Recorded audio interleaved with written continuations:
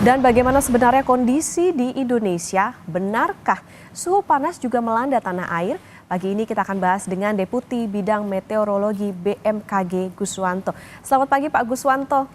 Selamat pagi, Okta. Ya Pak Guswanto, ini kan air-air ini suhu di Indonesia ini panas nih Pak. Ini kenapa sih Pak? Betulkah ini tanda heatwave atau seperti apa? Betul, jadi ada suatu perbedaan antara heat wave yang terjadi di negara-negara yang seperti Asia Selatan, Thailand, Oman, kemudian tadi ada Brasil ya. Tapi di Indonesia itu sebenarnya panas terik harian itu yang terjadi. Karena kalau kita melihat sekali lagi ya bahwa di Indonesia ini yang terjadi adalah panas terik suhu harian, di mana suhu maksimumnya memang tinggi, namun tidak bisa disebut heat wave.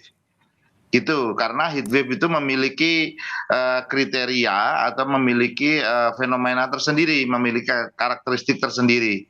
Misalkan kalau kita melihat ya pada definisi WMO bahwa untuk heat wave ataupun gelombang panas ini biasanya disebutkan di sana dia 5 derajat lebih tinggi atau lebih panas dari rata-rata klimatologis suhu maksimum harian. Ya, 5 derajat ya dari suhu rata-rata maksimum harian. Nah, kemudian yang kedua, biasanya juga heatwave ini terjadi di satu wilayah itu berturut-turut 5 hari atau lebih. Dan berdasarkan pengamatan BMKG juga, heatwave atau gelombang panas ini biasanya terjadi pada lintang menengah maupun lintang tinggi. Sedangkan Indonesia di lintang rendah, tropis. Kira-kira itu, Okta, yang bisa dijelaskan tentang heatwave ataupun itu panas terik suhu harian. Pak Guswanto, tapi yang paling panas kalau dari pantauan BMKG ini di titik-titik mana saja Pak di Indonesia? Kalau kita lihat berdasarkan 3 hari pengamatan ya, kemarin 3 spot lah, artinya tanggal 26 yang lalu kita lihat panasnya itu di Putus Sibau 36,1. Kemudian kita lihat juga pada tanggal 1 kemarin ya, tanggal 1 Mei itu juga di Palu, di Bandara Mutiara Sis Al Jufri itu hanya 35,2. Ya, kemudian tanggal 3 yang lalu juga itu di Semarang itu 35,2. Jadi masih dalam taraf yang wajar.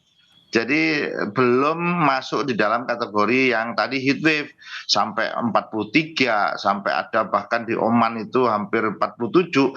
Beberapa hari yang lalu itu di Oman Joba itu 50,7 derajat Celcius. Itu.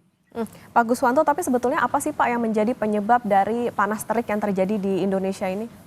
Baik, kalau panas terik yang terjadi di Indonesia lebih banyak disebabkan karena gerak semu daripada matahari ya, gerak semu tahunan daripada matahari. Sehingga dari situ ada jarak-jarak yang terdekat. Misalkan seperti pada 21 Maret yang lalu, itu matahari pas berada di ekuator, sehingga suhu juga meningkat. Dia bergerak ke utara, belahan bumi utara sampai nanti tanggal 21 Juni, 23,5 derajat. Nah, di sana juga suhu akan meningkat. Saat ini kalau kita lihat posisi matahari itu sekitar 11 atau 12 derajat lintang utara. Dan suhu di Indonesia tadi yang sudah saya sebutkan, antara 35-36 suhu maksimumnya. Nanti dia 21 Juni akan kembali lagi ke ekuator lagi, kembali ke selatan. Nah, di ekuator itu nanti September. Kira-kira itu. Jadi inilah gerak semu ini tiap tahun akan berulang. Dan suhu kita selalu naik turun 36, 37, bahkan beberapa bulan yang lalu di tahun 2023 sempat 37 ataupun 38. Kira-kira itu, Ya. Okta. Berarti sampai kapan Pak kira-kira ini akan terjadi? Jadi apakah betul ini karena perubahan iklim atau ya tadi seperti yang dikatakan Pak Guswanto ini ya memang wajar saja biasanya terjadi? Ya, kalau kita melihat pada kondisi yang ada saat ini, kira-kira ini seperti yang saya sampaikan tadi, nanti kan bulan tanggal 21 Juni dia sampai di belahan bumi utara, matahari gerak semu itu. Nanti dia akan bergeser lagi ke masuk ekuator kira-kira di September. Maka Juli Agustus ini juga sepertinya masih terjadi sampai bulan Agustus ya.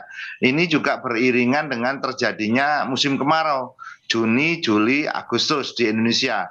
Di mana kalau kita lihat BMKG juga memprediksi bahwa di bulan Juli Agustus itu sekitar 75 atau 76% itu zona musim itu sudah masuk musim kemarau. Bahkan sudah kita bilang Juli Agustus itu akan merupakan puncak musim kemarau di Indonesia.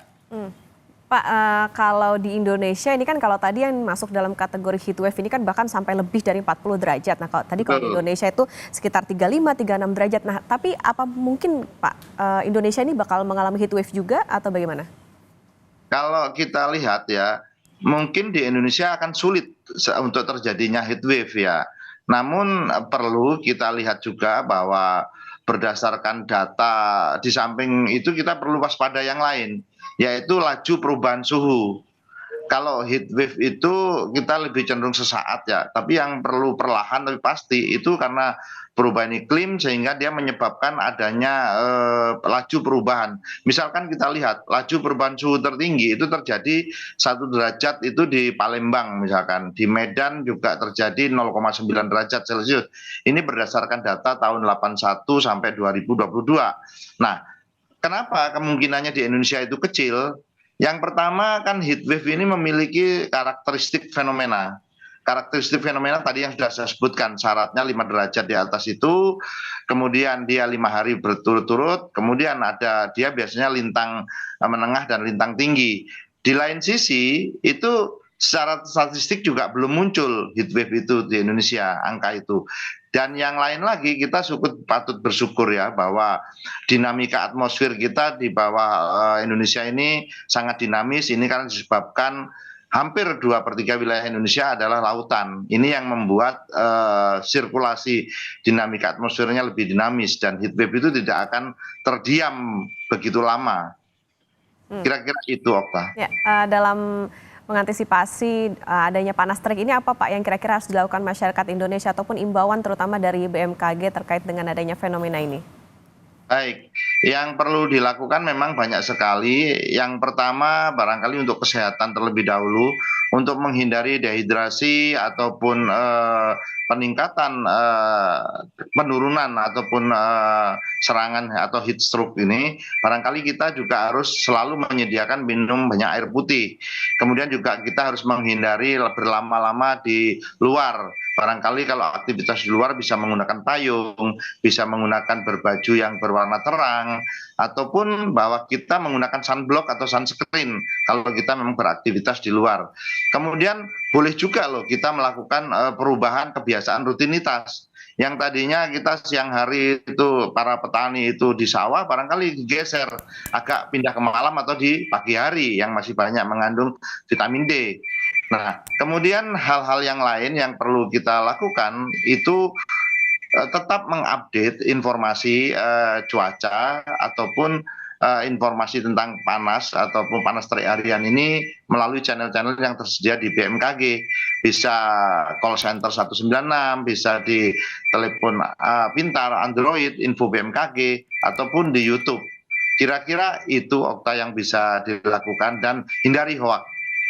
Baik, tadi yang ditekankan adalah yang terjadi adalah panas terik, bukan heat wave. Ini juga merupakan fenomena yang wajar. Tentu diharapkan masyarakat ini tadi bisa memperhatikan bagaimana hidrasi, kemudian juga intensitas aktivitas di luar ruangan menggunakan tabir surya dan memantau informasi dari BMKG. Terima kasih Deputi Bidang Meteorologi BMKG Pak Guswanto sudah berbagi dengan kami. Sehat selalu.